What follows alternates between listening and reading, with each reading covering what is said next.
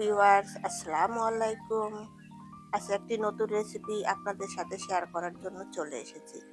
আজকে আপনাদের রান্না করে দেখাবো পাঙ্গাস মাছ ভুনা। অনেকে পাঙ্গাস মাছ খেতে চায় না পাঙ্গাস মাছ থেকে গন্ধ আসার কারণে। আমার রেসিপি ফলো করে আপনারা একবার হলেও রান্না করে খেয়ে দেখতে পারেন। একটুও পাঙ্গাস মাছের গন্ধ আসবে না, খুবই মজা লাগবে। আমার রেসিপি যদি আপনাদের কাছে ভালো লাগে তাহলে অবশ্যই ভিডিওটি স্কিপ না করে পুরো ভিডিওটি দেখবেন। চলেন তাহলে মূল রান্নায় চলে যাই। এখানে আমি রান্না করার জন্য 4 পিস পাঙ্গাস মাছ নিয়েছি। পাঙ্গাস মাছগুলো লবণ গরম পানি দিয়ে ভালোভাবে পরিষ্কার করে ধুয়ে নিয়েছি। এখন এর মধ্যে দিব হলুদের গুঁড়া, মরিচের গুঁড়া এবং লবণ দিয়ে ভালোভাবে মেখে নিব।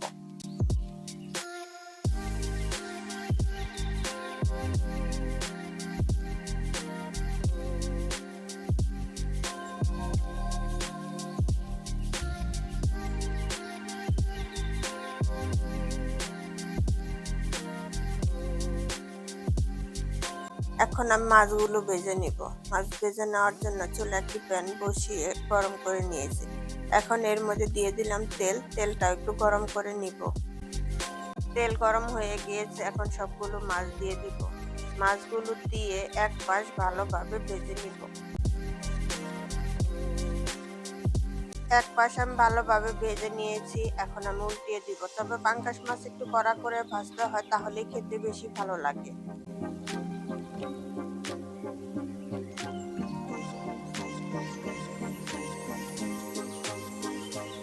মাছ ভাজা হয়ে গিয়েছে, এখন আমি তুলে নিব।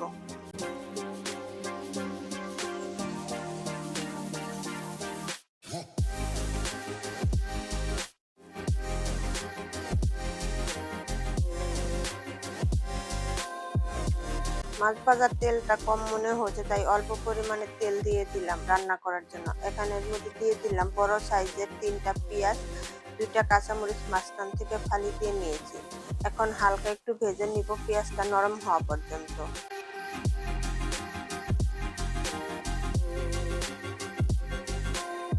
এখন এর মধ্যে দিয়ে দিব স্বাদ মতো লবণ। এই লবণ দেওয়ার কারণে পেঁয়াজটা খুব তাড়াতাড়ি নরম হয়ে যাবে।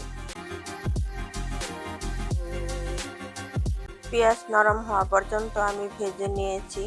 এখন এর মধ্যে দিয়ে দিব 1 চা চামচ রসুন বাটা, 1 চা চামচ আদা বাটা, 1 চা চামচ জিরা বাটা দিয়ে একটু সময় ভেজে নিব, যাতে মশলার কাঁচা গন্ধ চলে যায়।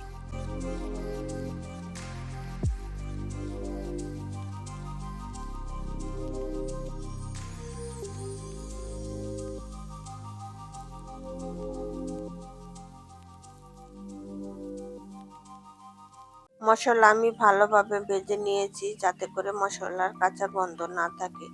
এখন মশলা যেন পুড়ে না যায়, তার জন্য অল্প পরিমাণে পানি দিয়ে দিলাম। এখন একটু ভালোভাবে নাড়াচাড়া করে দিব। এখন এর মধ্যে দিয়ে দিচ্ছি 1/2 চা চামচ হলুদের গুঁড়া, 1/2 চা চামচ মরিচের গুঁড়া, 1 চা চামচ ধনিয়ার গুঁড়া দিয়ে ভালোভাবে নাড়াচাড়া করে দিব। তবে ঝালের পরিমাণ আপনারা আপনাদের পছন্দ মতো বাড়িয়ে বা কমিয়ে নিতে পারেন।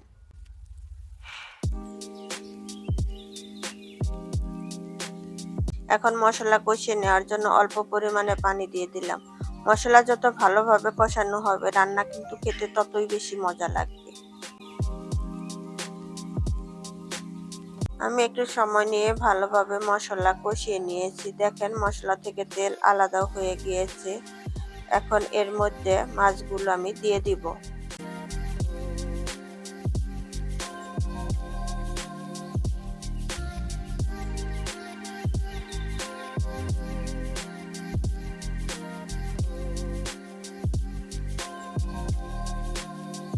এখন দিয়ে দিব অল্প পরিমাণে পানি।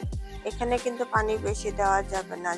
ভুনা কিন্তু ঝোল ঝোল খেতে ভালো লাগে না, একটু গা মাখা হবে, সেটাই খেতে বেশি ভালো লাগে।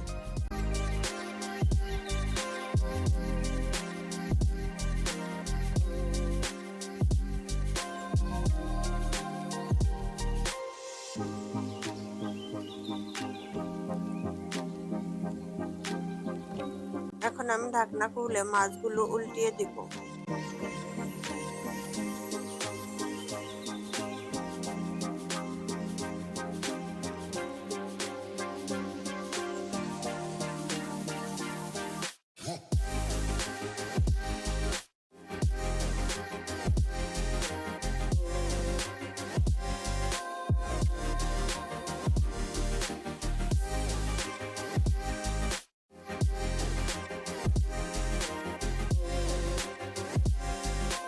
এখন আমি ধনিয়া পাতা দিয়ে দিব। এই ধনিয়া পাতা দেওয়ার কারণে কিন্তু পাঙ্গাস মাছের যে একটা বাজে গন্ধ আছে সেটা থাকবে না এবং খেতেও খুব মজা লাগবে।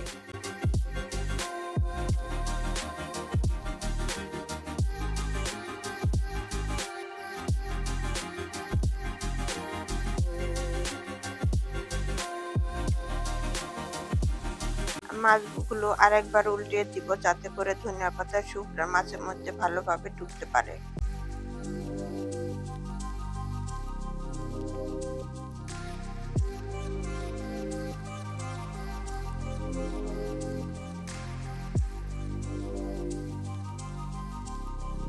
দেখেন আমার রান্না শেষ, চুলা বন্ধ করে দিয়েছি। দেখতে কতটা সুন্দর লাগছে, খেতেও কিন্তু ভীষণ মজা।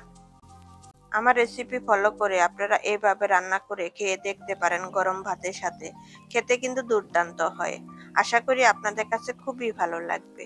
আমার রেসিপিগুলো যদি আপনাদের কাছে ভালো লেগে থাকে তাহলে অবশ্যই আমার চ্যানেলটিকে সাবস্ক্রাইব করে দিবেন এবং পাশে থাকা বেল আইকনটিতে ক্লিক করবেন যাতে আমার সকল ভিডিও নোটিফিকেশন সবার আগে আপনার কাছে পৌঁছে যায়।